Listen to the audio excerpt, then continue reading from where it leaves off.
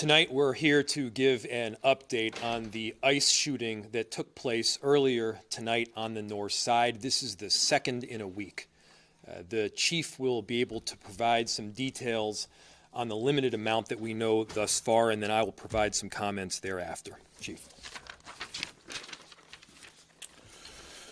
My name is Brian O'Hara, B-R-I-A-N-O''H-A-R-A. I am the Minneapolis Police Chief. At 6:51 p.m., Minneapolis Police received a 911 call reporting a shooting on the 600 block of 24 Avenue North. Preliminary information indicates that there was a struggle with a federal agent in front of the resident. During the struggle, the federal agent discharged his weapon, striking one adult male. The adult male then retreated inside of the residence, where he remained inside and refused to come out. Eventually, federal agents made entry into the residence, and the individual was brought to an ambulance where he has been transported to the hospital. Minneapolis police have secured the crime scene around the location, and the Minnesota Bureau of Criminal Apprehension, as well as the FBI, are on the scene processing the evidence. There's a crowd gathered in the area, and we have called for mutual aid from the Minnesota State Patrol and Hennepin County Sheriff. The crowd is engaging in unlawful acts. They have thrown fireworks at police officers, and at multiple times, gas has been deployed. Police are attempting to disperse this unlawful assembly at this time. I urge anyone that is at the scene to leave immediately. This is already a very tense situation, and we do not need this to escalate any further. I have faith that the investigators are involved will follow every lead in this case and ensure it is completed to its logical conclusion.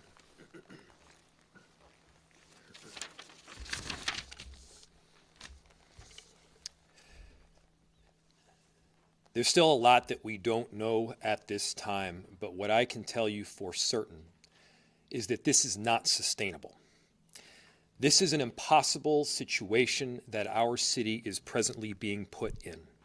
And at the same time, we are trying to find a way forward to keep people safe, to protect our neighbors, to maintain order. And we're in a position right now where we have residents that are asking the very limited number of police officers that we have to fight ICE agents on the street, to stand by their neighbors. We cannot be at a place right now in America where we have two governmental entities that are literally fighting one another. Why are we put in this position? We're put in this position because we have approximately 600 police officers in Minneapolis, far fewer that are able to work at any given time. And there are approximately 3,000 ICE agents in the area. 3,000. The 600 police officers that we have are charged on any given day with investigating crime, stopping homicides from taking place, preventing carjackings. That's the work of a police officer in a city. Meanwhile, we have ICE agents throughout our city and throughout our state who, along with Border Control, are creating chaos. This is not the path that we should be on right now in America. Thankfully, there's another path. And I want to talk to everybody who's out there, even people who aren't living in Minneapolis right now. Maybe you just put your kids to bed. Maybe you're cleaning up the dishes. I'm sure you love your family. There's no doubt in my mind that you love your town. Imagine if that city or that town was suddenly invaded by thousands of federal agents that do not share the values that you hold dear. Imagine if your daily routines were disrupted. The local cafe that you eat at was shut down because they're scared that their own family might get torn apart. Imagine if schools shut down and suddenly parents got to figure out what to do for daycare. This is not creating safety. It's certainly not creating safety when a huge percentage of the shootings that have taken place so far this year in Minneapolis have been by ICE. So let's be very clear. I've seen conduct from ICE that is disgusting and is intolerable. If it were your city, it would be unacceptable there too. And for anyone that is taking the bait tonight, stop. That is not helpful. Go home. We cannot counter Donald Trump's chaos with our own brand of chaos. And I have seen thousands of people throughout our city peacefully protesting. For those that have peacefully protested, I applaud you. For those that are taking the bait, you are not helping, and you are not helping the undocumented immigrants in our city. You are not helping the people that call this place home.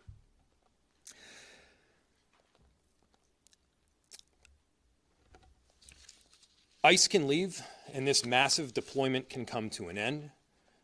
We have filed litigation to hopefully make it so, and at the same time, I'm deeply concerned that we don't have that kind of time. This is already the second shooting that we've had in a week. People are scared. The atmosphere is tense, but again, there is another option. We can stop going down this route together. We'll open it to any questions. Rumors that were circulating on social media that a pregnant woman and possibly a 12-year-old boy were involved in this. Is that true or not true at all? So there were reports initially that there was more than one person shot. That is not true. There is one person that's been shot. It is a non-life-threatening injury, and they have been transported to the hospital. The remainder of the residents has been cleared. We did have one call of, I believe, a woman having an anxiety attack in the basement of the same residence, the same building. But to my understanding, no one else has been transported to the hospital. No children involved in this? To my understanding, no. DHS has said that 2 other people came out of an apartment and started attacking the officer with shovels, and that the original person that they were looking for also did that. What has your investigation told you so far? So the question was that people had come out of the residence and attacked federal law enforcement with shovels. The understanding that we have at this time is that this incident began on 94.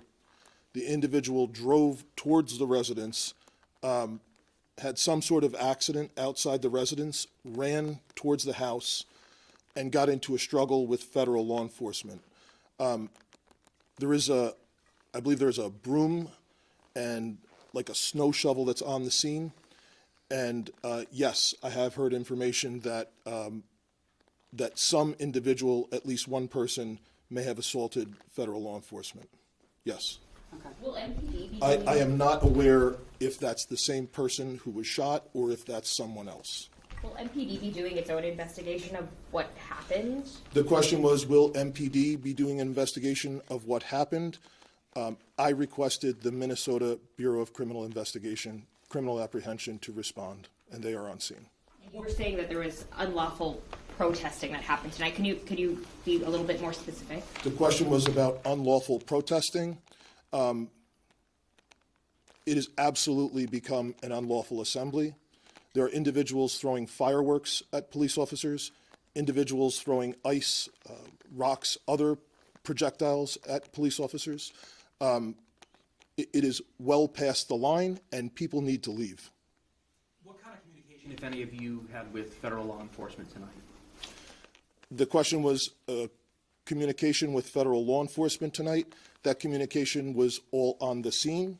It was primarily related to trying to ensure that we were getting medical aid because we had a report of a shooting, and then also to try and ensure that we could maintain the integrity of the crime scene so that there could be an investigation into what occurred. Do you know what the condition of the person shot is? And we're also told that agent was injured and taken to the hospital. Do you have any updates on either condition? I have no updates on either condition. It's my understanding that this is a non-life-threatening gunshot wound. And can you talk about anything you know about that initial stop that started on 94, that initial chase, if you will? and anything you know about the person that they were following. So I know nothing about the person that they were following. And then the rest of the question was about the initial chase. It's my understanding that we have some other 911 call indicating that someone from the house was calling, saying that the person in the car was running from ICE. I was driving towards the residence. That's my understanding. Could Mayor Frey respond to criticism that local officials are contributing to rising rhetoric, and that's part of the reason why we're seeing, as DHS says, just protesters behaving in this sort of way? What rhetoric? So the question was, can I respond to rhetoric? What rhetoric? DHS says that there's rhetoric from local officials that they say has just kind of taken up the temperature of everything that's going on in Minneapolis. So the question was, there has been the accusation that local officials have perhaps taken up the temperature in Minneapolis. First, I'll say, show me a single place where I have encouraged anything other than peace. Show me a single place where we have encouraged violence. I have said from the get-go to people in Minneapolis, do not take the bait. We are better than that. I have encouraged peaceful protest, and I'll say it again, I am inspired by the tens of thousands of people who have in fact peacefully protested and fairly documented with transparency what is taking place. That is allowed in any city in the country. And I have made it clear that to the extent people are going beyond that, and those protests are not peaceful, and the violence that the chief mentioned, it's got to stop, and you got to go home.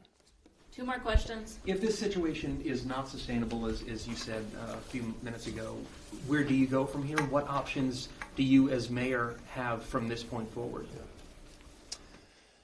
So just yesterday or the day before, I'm losing track of the days here, Minneapolis, along with St. Paul and the Attorney General's office at the state, filed a lawsuit. That lawsuit outlined the duress that our city is presently experiencing and how making people safe in our city is made all the more difficult based on the presence of ICE. We are hopeful that we will succeed ultimately in that lawsuit. Of course, my concern is that yet another shooting will take place. Yet another person will be injured or killed. This is not a new concern. The chief and I have been laying this concern out for well over a month at this point. This is not sustainable. Our officers, they are working tirelessly. Again, we have about 600 officers. There's about 3,000 ICE agents in border control. We need our officers responding to the basic day-to-day 911 calls. We don't have the capacity to both deal with that and all of this conduct that we're seeing from ICE on the daily basis. Earlier today and yesterday, I was out on a couple of major commercial corridors in our city. People are scared. There's basic rights that you should have to be able to live safely in your neighborhood, to be able to go downstairs and head to the cafe or the flower shop. The people that would normally keep up these shops, American citizens, by the way, many of them, are terrified because American citizens are getting picked up off the street by people in masks. That's not the way things should be conducted in any city in America. That's not who we are. That's not America. So I'm calling for peace. Everybody has a role in achieving that peace. And we're going to try to do everything that we can to keep it. Question, been in touch with Governor Walz this evening. If so, what has he had to say? Yes, our office, yes, is in touch with the governor's office, as we've been for the last week here. He has been an excellent partner in both ensuring that we have additional resources through the Minnesota State Patrol, through the Bureau of Criminal Apprehension, and that work will be done in partnership. Thanks, everybody.